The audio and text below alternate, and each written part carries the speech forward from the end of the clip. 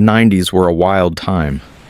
You could go anywhere, do anything, and no one would know where you'd been or what you'd even done. Hitchhiking across the country? People did it all the time. Backpacking through cities, small towns, deserts, forests. There was a freedom to it that just doesn't exist anymore.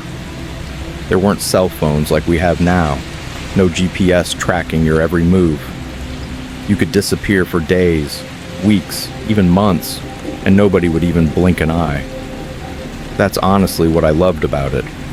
And at the same time, it's what terrified me the most. I spent most of the 90s on the road. A free spirit, they'd call it, even though I never really thought of myself that way. I was just a guy who didn't want to be tied down. And if I'm being honest, I was running away from my fears, from the looming threat of technology taking over, and from responsibility. Whatever it was, I was always running. I remember one trip in particular that I've tried to forget for years. I was out in the Nevada desert, the middle of nowhere, and it started the way these stories always do, innocently enough. I'd been hitchhiking for a couple of days, catching a ride here and there, but I was running low on supplies. No water or food, just the clothes on my back and a backpack with some odds and ends. I got lucky that morning when a couple picked me up. They seemed nice enough at first, but somewhere along the way, that changed. Maybe it was something I said, or maybe it was just the heat getting to them. But they got really quiet, exchanged a few glances that made me uncomfortable, and by noon, they pulled over and kicked me out without so much as another word. And just like that, I was stranded in the middle of the Nevada desert. No shade, no relief. Nothing but miles and miles of barren land stretching out in every single direction. The sun was a demon overhead, baking everything in sight. I was already feeling lightheaded from the heat, and my mouth was dry as sandpaper. I knew I wouldn't last long if I didn't find water or some kind of shelter soon. I started walking because what else could I do? Each step felt heavier than the last, my boots kicking up small clouds of dust. Occasionally, I'd glance at the horizon, hoping for something, anything. But there was nothing but heat waves and emptiness. Then I saw it, a black speck in the distance, moving fast across the desert. A truck, a big rig. It was still a few miles out, but I could definitely see it cutting through the heat like a mirage. For a brief moment, I thought I was hallucinating, that the sun had finally cooked my brain. But no, it was in fact real. I turned around and faced the oncoming truck, waving my arms around like a madman, hoping to catch the driver's attention. As it got closer, I could hear the deep rumble of the engine, feel the ground shake beneath my feet. The truck honked, a loud blare that echoed across the desert, and I felt a surge of relief as it pulled over onto the shoulder. The driver's door swung open, and a man climbed out. He was tall, broad-shouldered, with a grizzled beard, and a trucker's cap pulled low over his eyes. He had a cigarette dangling from his lips, and he took a long drag as he sized me up. "You look like you've seen better days," he said, his voice gravelly. "You need a ride?" I nodded, too exhausted to speak, and he motioned for me to climb in. I hauled myself into the passenger seat, sinking down into the worn leather as the cool air from the AC hit my face. Immediately, it was like heaven. The driver, Biff, climbed back in and shifted the truck into gear, rolling forward again, the engine growling beneath us. "Name's Biff," he said, glancing at me out of the corner of his eye. "You hitchhiking through the desert or just plain suicidal?" I managed a weak chuckle, wiping the sweat from my brow. Little of both, I guess. I got stranded.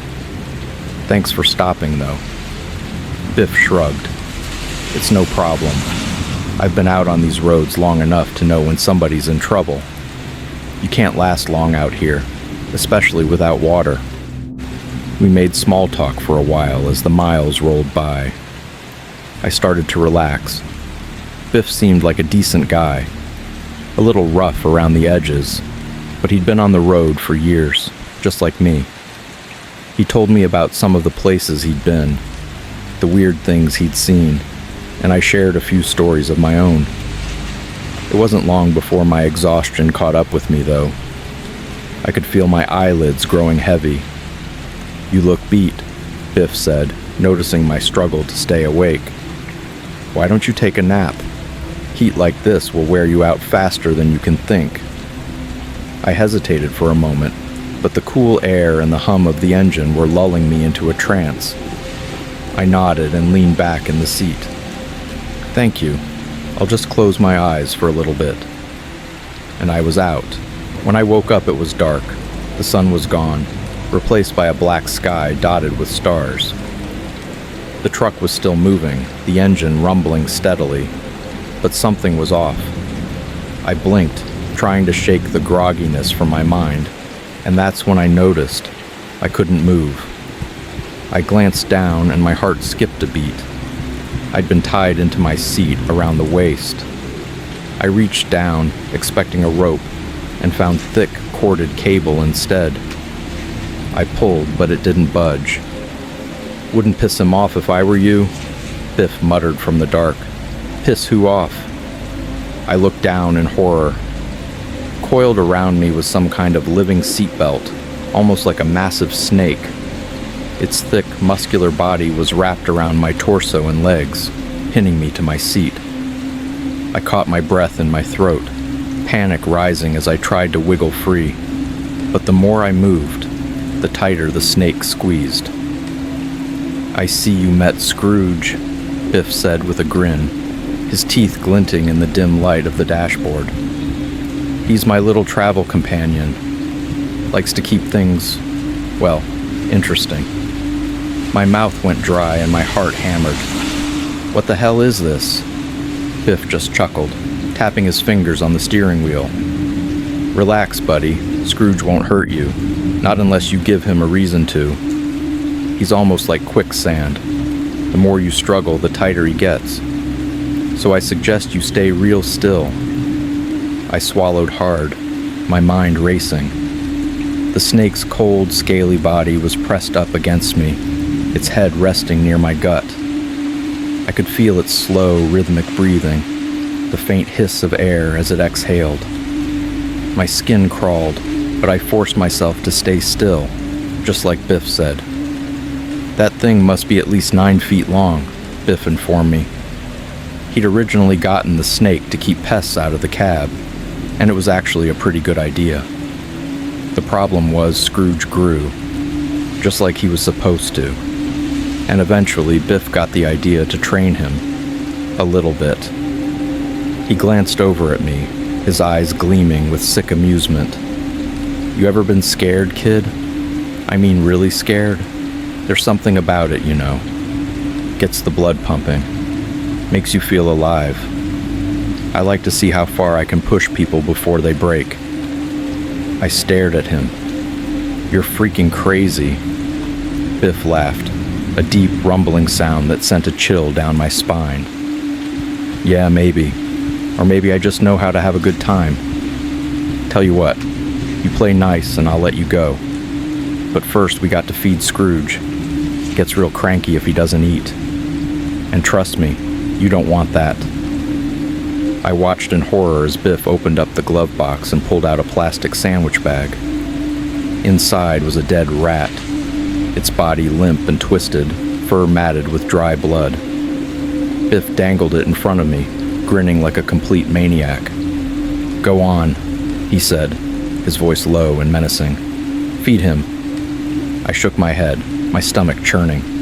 I can't."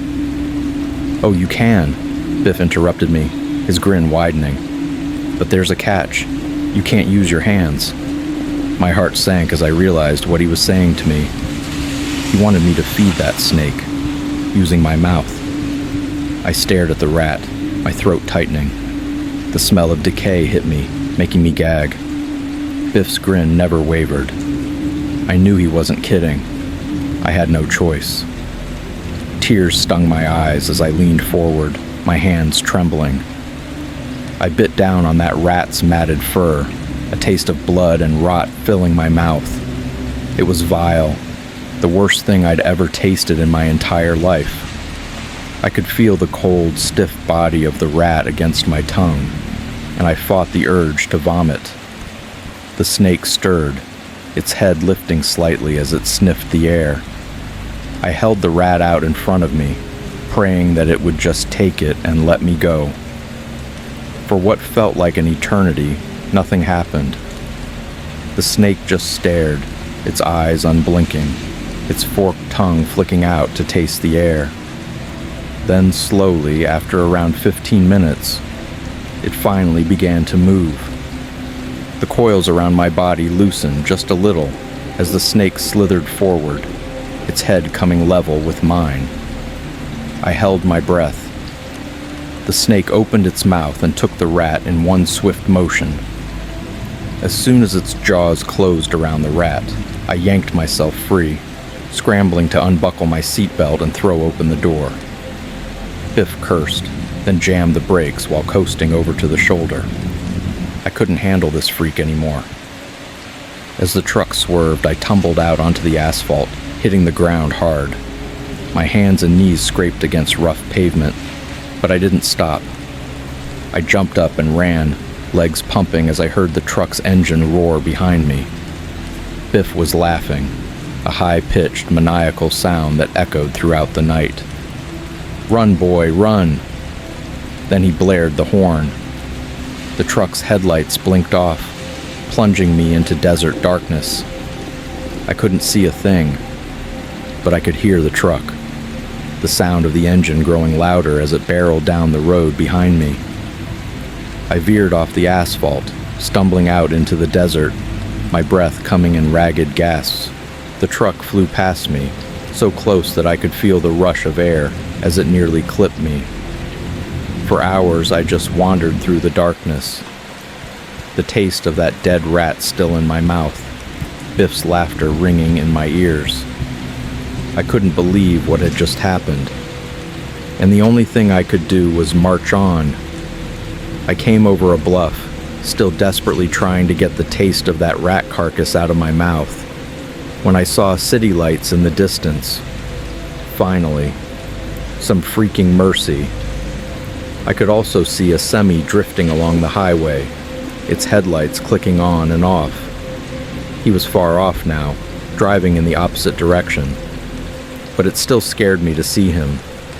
I waited until the truck was gone before making the rest of that walk. For obvious reasons, I did a lot less hitchhiking after that, and I never got in a big rig again. Thanks for nothing, Biff. I always thought that love was enough. You know, the kind of love that burns bright enough to make even the bad days feel like nothing more than just a headache. I thought that's what Teddy and I had. He was my high school sweetheart, after all. He could be sweet as pie when he wanted to be. But that's the thing about people. They surprise you, change in ways you don't see coming. Especially when you're young and think you've got it all figured out. We grew up in a flat little nowhere town in Kansas, where the heat stuck to your skin like syrup and the horizon stretched out like it had no end. There wasn't much to do besides drink at the local bar or work for the town's handful of employers. Teddy worked for the local dirt material yard, hauling gravel and stone all over the country in his rig, and I worked as a waitress. Sometimes I helped out a little at the post office when they needed extra hands. It wasn't a glamorous life, but it was ours. Simple. So I thought. That was back in the mid-90s, when everything seemed to stand still. No cell phones to track down every minute. No social media posting your business for the world to see. It was just you, the sky, and the road if you wanted it to be. Teddy and I were stuck in our routine. But things had started to change when he began messing with those gas station energy pills. Back then, they were all the rage among truckers. Legal speed, basically. Teddy liked to laugh about how it kept him awake, alert, able to get more loads done in less time. But I could see the change happening even before he did. He started coming home later and later. He always had that glazed, jittery look in his eyes, too. The kind that makes you think of old cartoons with their characters bouncing off the walls. His once slow, easygoing nature was now gone, replaced by this frantic energy that ground his teeth and made his fingers twitch. It was always go, go, go, and it wore on him in ways that I didn't understand at first. That's when the mood swings started.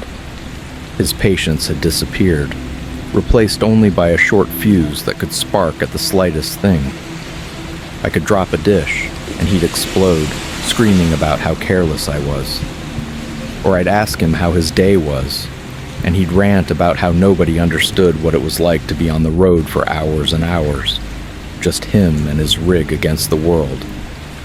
It wasn't long before I started to wonder if maybe it wasn't worth it anymore. Maybe the Teddy I'd fallen in love with was gone, replaced by someone I could no longer recognize.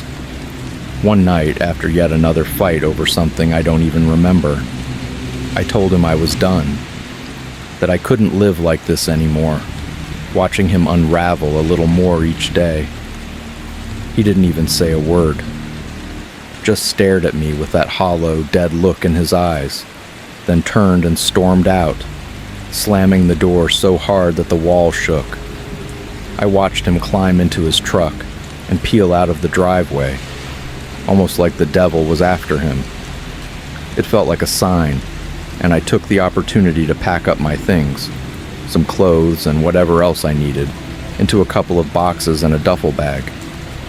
I wasn't sticking around for another one of his mood swings. I was leaving for good this time. I was just loading the last box into the trunk of my car when I heard the low rumble of his rig coming down the road. I froze. Before I could even process what was happening, Teddy's truck had pulled up behind me, blocking the driveway. He jumped out, and in a flash, he was on me. "The hell do you think you're doing?" His voice was thick with rage, and his breath stank of booze. I didn't have time to answer before he grabbed me and slammed me against the car so hard that the wind was knocked out of me. I fought back, kicking and thrashing, but he was too strong. His hands were like vice grips as he zip-tied my wrists behind my back. I screamed, hoping somebody would hear, but we lived far out enough that the only ears nearby were the cicadas. "Stop fighting," he growled at me, dragging me across the driveway toward his rig. "You're not going anywhere." I was trying to figure out how this had escalated so quickly.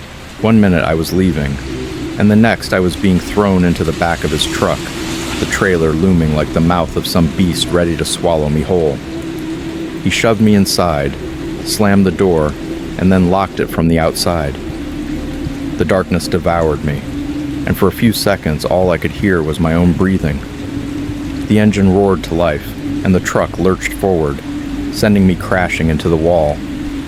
The inside of the trailer was just metal and shadows, no cargo, nothing to cushion the blows as Teddy swerved onto the main road, his speed increasing with every second.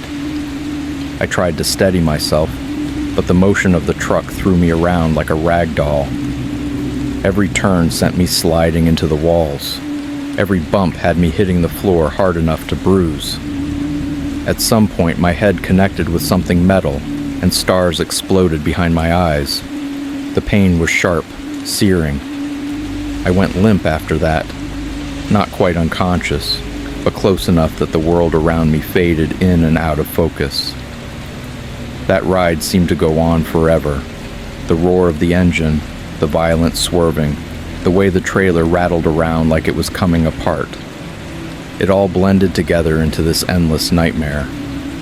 I had no idea where we were going or what plans Teddy had for me, but I knew it wasn't good. After what felt like hours, the truck finally screeched to a stop. The engine idled for a few moments before shutting off.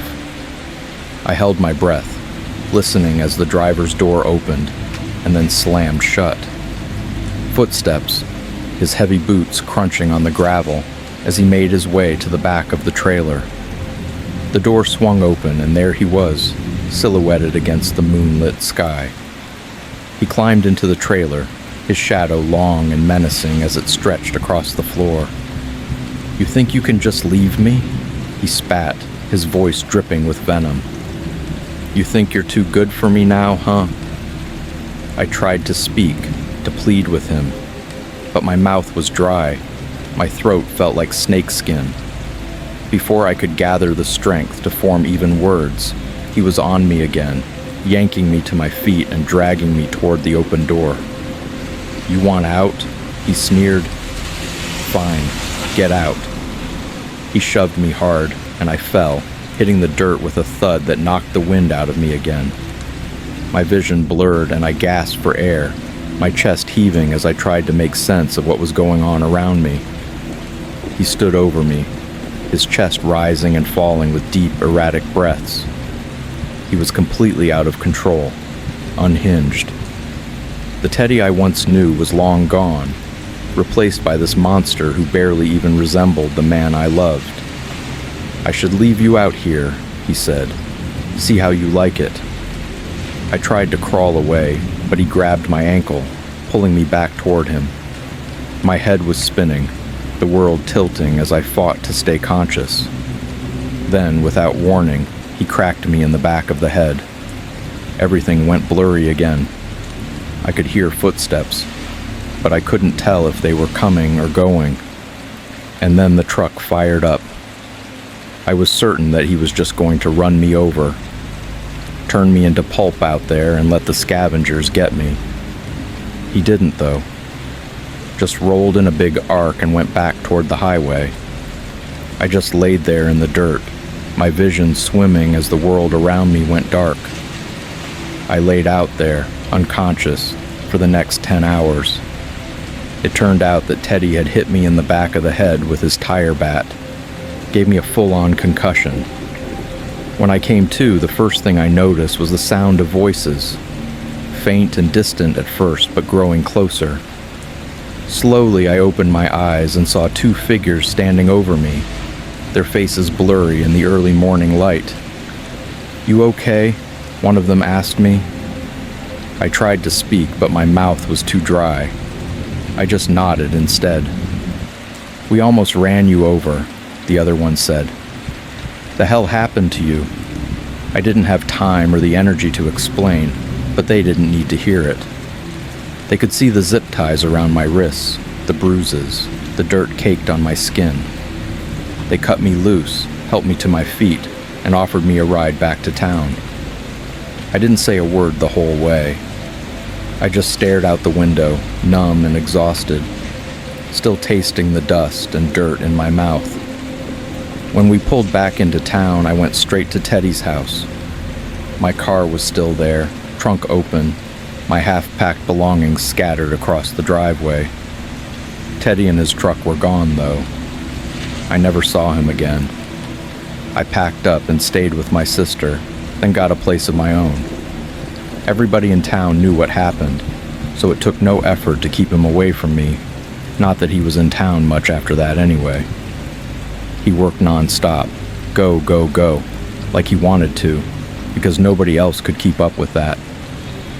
I learned later that he died in a wreck a couple of years after that. And you know what? I didn't shed a single tear. That was justice, in my mind. The law didn't even need to get involved. Didn't have to. Sometimes monsters take care of themselves.